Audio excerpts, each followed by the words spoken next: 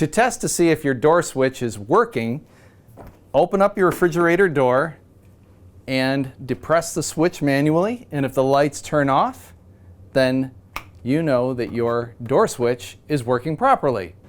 To test your freezer door switch, take some tape, tape the door switch shut.